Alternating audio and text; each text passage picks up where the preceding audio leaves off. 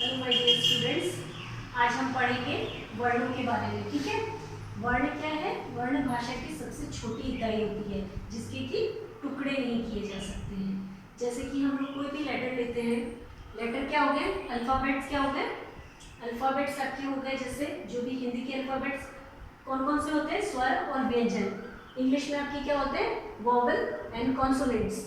तो वैसे ही हिंदी में स्वर और व्यंजन होते हैं। ठीक है, तो जैसे कि अगर वर्ण की बात करते हैं तो हमारे दिमाग में क्या आता है? सीधे ही आते हैं वर्ण अ आ ई उ री ए ओ ओ, है ना। और व्यंजन में क ख ग घ च छ ज झ ञ, इस तरह से सारे लेटर्स हम लोग के सामने आते हैं। ये सब क्या है? वर्ण। तो वर्ण के टुकड़े नहीं किए जा सकते हैं। पहली बात तो ये। अगर आपको वर्ण की डेफिनेशन लिखनी हो तो आप किस तरह से बनाएंगे? भाषा की सबसे छोटी इकाई जिसके कि टुकड़े नहीं किए जा सकते हैं, तो वो हो गई वर्ण। ठीक है, और वर्णों से क्या बनती है? वर्णमाला। मतलब अगर इसका खंड किया जाए तो क्या होता है? वर्ण प्लस माला, वर्णों की माला मतलब वर्णों का समूह।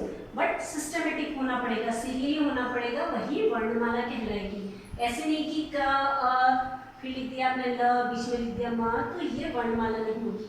जो सीक्वेंस में होती है वो कहलाती है वर्णमाला। ठीक है, अब हम बात करते हैं वर्ण के भेदों के बारे में। वर्ण के भेद कौन से हो गए? पहला स्वर वर्ण और व्यंजन वर्ण, दूसरा व्यंजन वर्ण। ये आप बचपन से पढ़ते हुए आ रहे हैं, छोटी कक्षाओं से। ठीक है, तो स्वर वर्ण में भी हम लोगों ने ये पहले ये भी पढ़ा हुआ है, बट फिर से हम इसके बारे में पढ़ेंगे।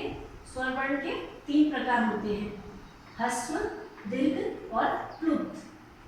ह्रस्व मतलब क्या हो गया? छोटा, मतलब जिसको बोलने में कम समय लगता है। ठीक है, तो कौन कौन से लेटर हो गए जिनको कम समय लगता है बोलने में? अ, ई, उ, री।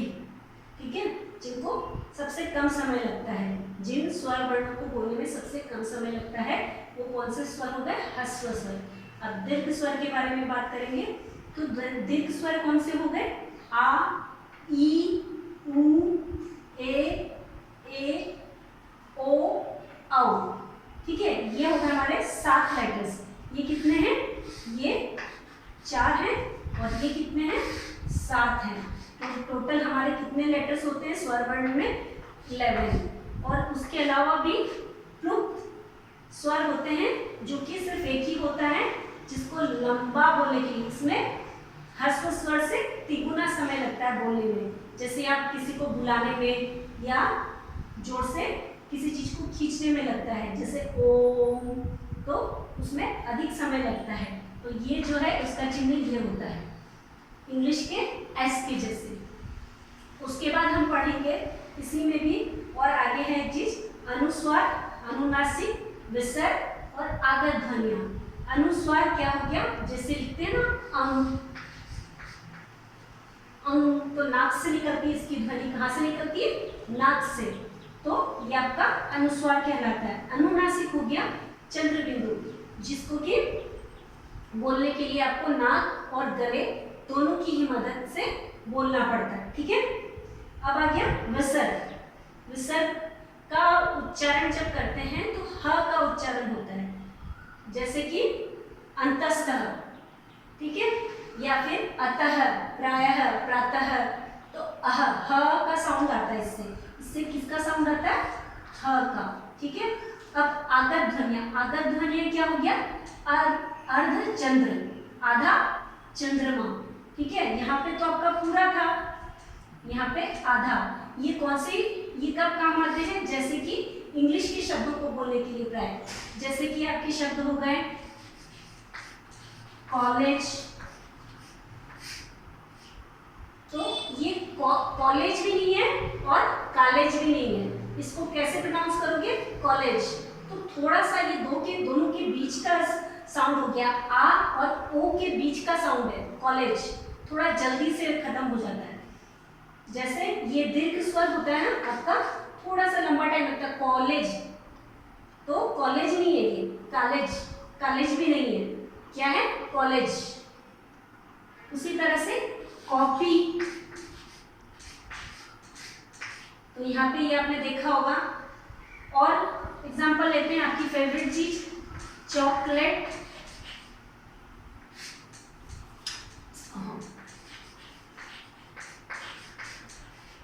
चॉकलेट नहीं होता है, ये होता है चॉकलेट, ठीक है ना।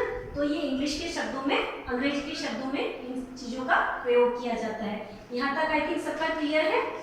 अब इसके बाद हम पढ़ेंगे अनुस्वार और अनुनासिक को अयोगवाह भी कहा जाता है, ठीक है। क्या कहा जाता है? अयोगवाह।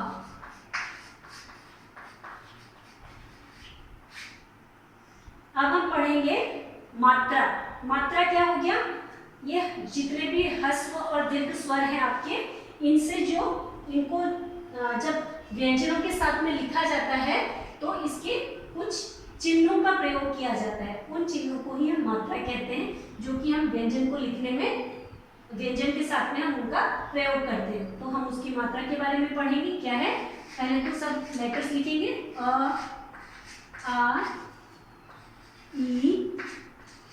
ई, इसकी क्या मात्रा है? इसकी कोई मात्रा नहीं है। जिस व्यंजन के साथ में कोई भी मात्रा नहीं है, उसके साथ में क्या है? अ है। मैंने न में क्यों सर्कल किया है? इसमें कोई मात्रा नहीं है। अगर इसका आप विच्छेद करोगे, इस लेटर को अगर तोड़ोगे, इसके टुकड़े किए जाएंगे, तो ये क्या होगा? न हलंत वाला, ठीक है। और इसके साथ में क्या है? ये दोनों चीज से मिलके बना है न है ना। तो ये न, इसके बाद में इसको किस तरह से लिखा जाता है? इस तरह से चिन्ह लगाया जाता है। और ई की मात्रा कैसे लिखी जाती है? ऐसे लिखी जाती है। और बड़ी ई की ऐसे लिखी जाती है, ठीक है। आगे बढ़ते हैं। ऊ,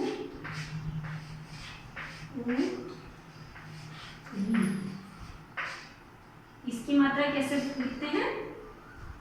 की मात्रा ऐसे लिखते हैं और इस की मात्रा ऐसे लिखते हैं, जो लेटर के नीचे लिखा जाता है। और ई की मात्रा को भी ऐसे ही लिखते हैं, लेटर के नीचे, ठीक है। उसके बाद ए, इसकी मात्रा लेटर के सर पे लिखी जाती है, ऊपर, और एल। अब नेक्स्ट लेटर है ओ, इसकी मात्रा कैसे होती है? ऐसे। और आओ की मात्रा आपकी कैसे हो गई? ऐसे।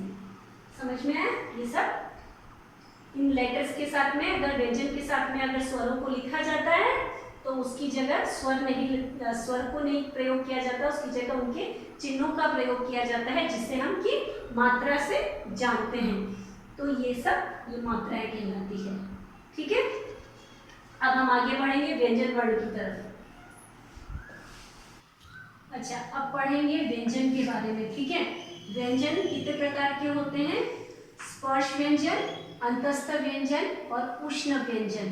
और व्यंजन वर्णों की क्या विशेषता है कि ये अकेले नहीं बोले जा सकते, इसके साथ बोलने के लिए स्वर का उच्चारण किया जाता है।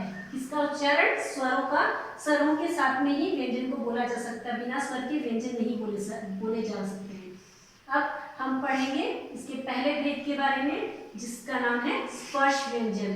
क्योंकि जब इसका उच्चारण किया जाता है, ये तो बोलने वाली जगह से ये स्पर्श होकर निकलती है। तो ये जो ध्वनियां हैं बोलने के स्थान से स्पर्श होकर निकलती है, इट मीन्स छू कर निकलती है। तो ये सब है हमारे पास 25 लेटर्स, क ख ग घ अ च छ ज झ ञ ट ठ ड ढ न त थ द ध न प फ ब भ म। ये हमारे स्पर्श व्यंजन कहलाते हैं। अब हम आगे बढ़ते हैं अंतस्थ व्यंजन की तरफ।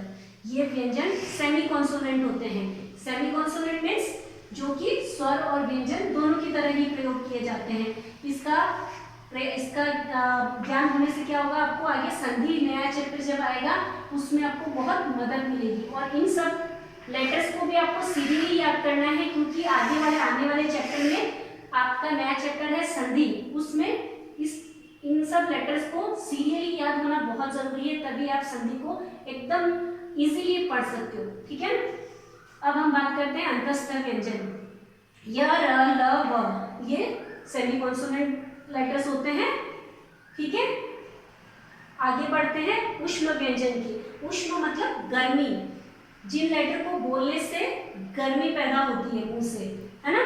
तो जैसे श, श, स, ह मतलब घर्षण, रगड़ पैदा होती है, रगड़ से तो उष्मा गर्मी मिलती है, इसलिए इन व्यंजनों का नाम उष्म व्यंजन है। हिंदी ने बहुत ही सिस्टमेटिक हर चीज के लेटर्स को बनाया हुआ है। इनका उच्चारण कहाँ से किया जाता है, इन लेटर्स को, सभी लेटर्स के उच्चारण का भी पर्टिकुलर एक स्थान होता है, जो कि मैं नेक्स्ट वीडियो में आपके सामने बताऊंगी, ठीक है। Okay, bye bye, take care.